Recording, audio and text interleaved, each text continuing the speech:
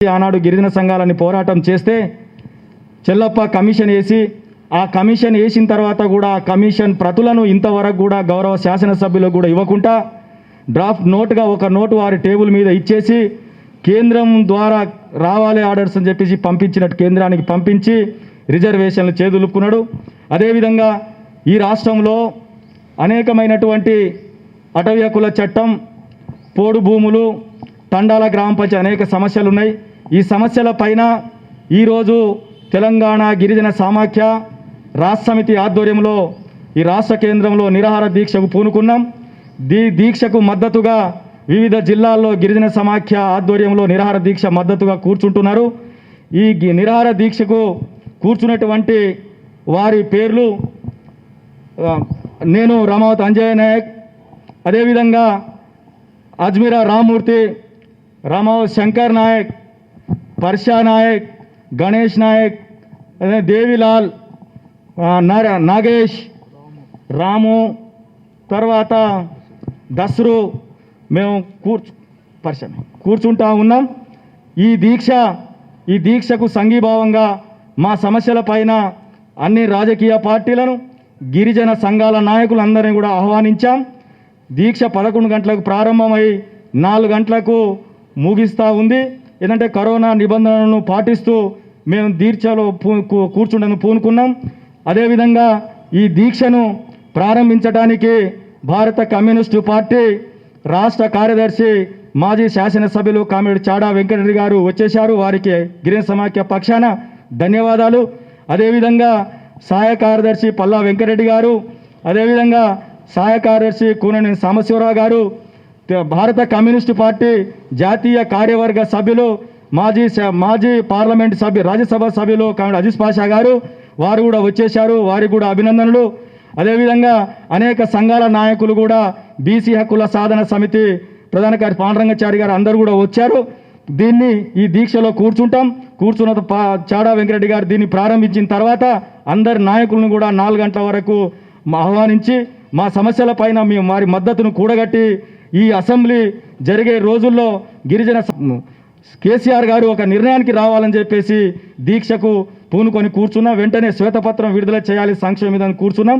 కాబట్టి ఈ దీక్షను చాడా వెంకటరెడ్డి గారిని ప్రారంభించవలసిందిగా వారిని కోరుతా ఉన్నాం.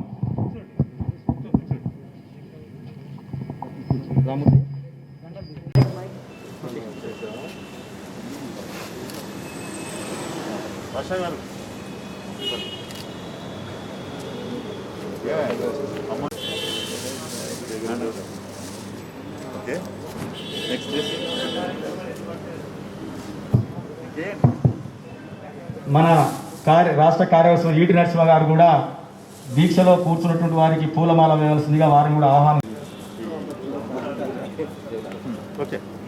చెప్పండి, మీ డిమాండ్ చెప్పండి. ఈరోజు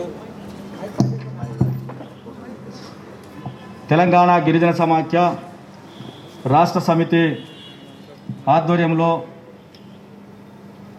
డాక్టర్ రాజ్ బహదూర్ గౌర్ హాల్ ప్రాంగణంలో నిరాహార దీక్షకు పూనుకున్నాం. తెలంగాణ ప్రభుత్వం ఈ రాష్ట్రంలో ఉన్నటువంటి 35 లక్షల మంది గిరిజన ఆదివాసీల సంక్షేమం, అభివృద్ధి 6.5 సంవత్సరాల కాలయాపన చేస్తున్నందుకు నిరసనగా ఇప్పటికైనా అసెంబ్లీ నడుస్తూ ఉంది. దీంట్లో గిరిజన సంక్షేమం పైన, గిరిజన జీవో పైన అన్నీ కూడా ఒక నిర్దిష్టమైనటువంటి నిర్ధారణకు రావాలని చెప్పేసి ఈరోజు ఈ నిరాహార దీక్ష కూర్చున్నాం. ఈ నిరాహార దీక్ష అన్ని జిల్లా కేంద్రాల్లో కూడా రాష్ట్రంకి మద్దతుగా జరుగుతూ ఉంది.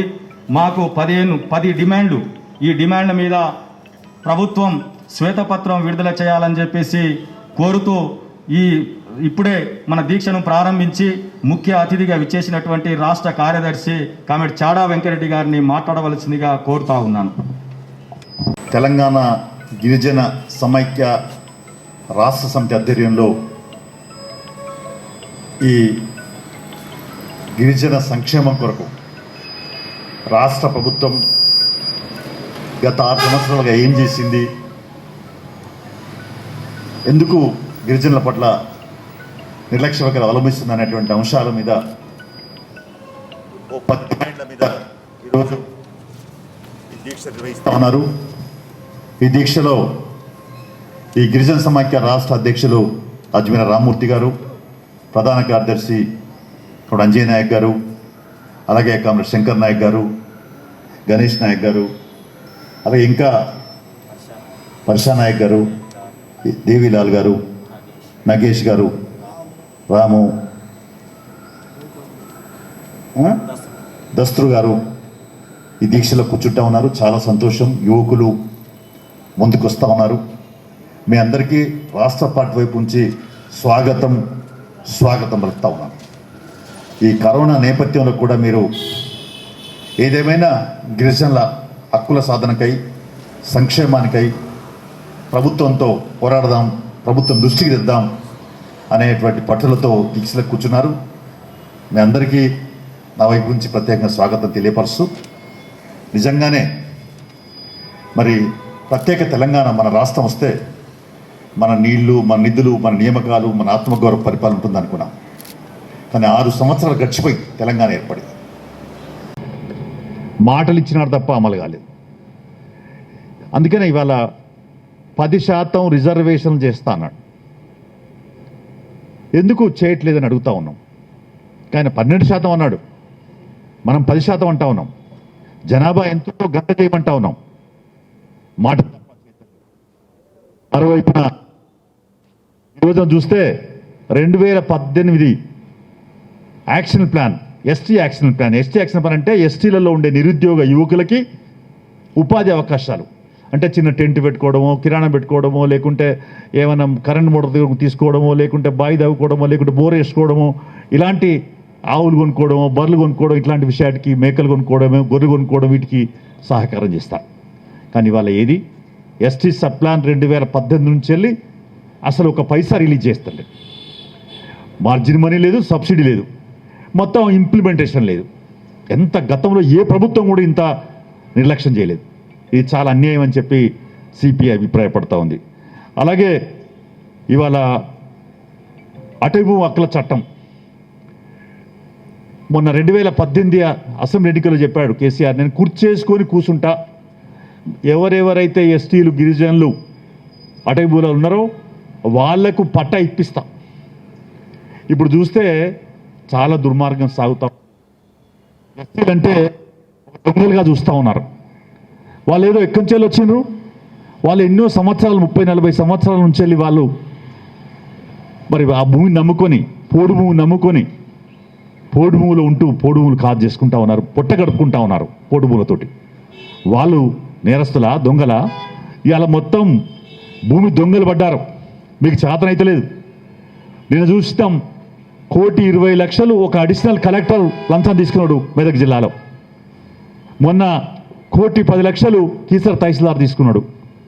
అంటే పేదవాళ్ళు, గిరిజనులు అంటే ఇంత నిర్లక్ష్యమా అని అడుగుతా ఉన్నాం. అందుకనే తక్షణమే ఎవరైతే అటవీ భూములలో ఉంటా ఉన్నారో వాళ్ళందరికీ తక్షణం ఇవ్వండి. మొన్న ములకలపల్లి, కొత్తగూడెం జిల్లాలో కూడా అన్యాయంగా వాళ్ళపైన కేసులు పెట్టి పంపించారు. దీన్ని సిపిఐ తీవ్రంగా ఖండిస్తుంది.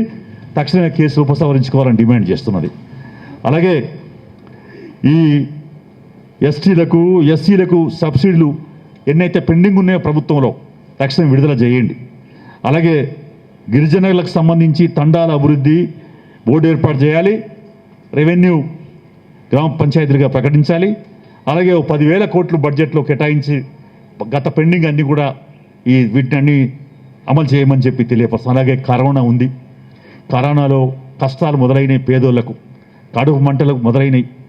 ఇవాళ కరువులో మరి కరోనాలో కరువు చావులు లేకుంటే ఆకలి చావులు చనిపోయే ప్రమాదం కనపడుతుంది. అందుకనే ఈ కరోనాను ఆరోగ్యశ్రీ చేర్చమని డిమాండ్ చేస్తూ ఉన్నాం. హెల్త్ ఎమర్జెన్సీ ప్రకటించమని చెప్తా ఉన్నాం. అలాగే ప్రైవేట్ కార్పొరేట్ ఆసుపత్రులపైన మీరు దృష్టి పెట్టండి, నియంత్రణ పెట్టండి, కంట్రోల్ చేయని అడుగుతా ఉన్నాం. నిన్న అసెంబ్లీలో కూడా చర్చ అయింది.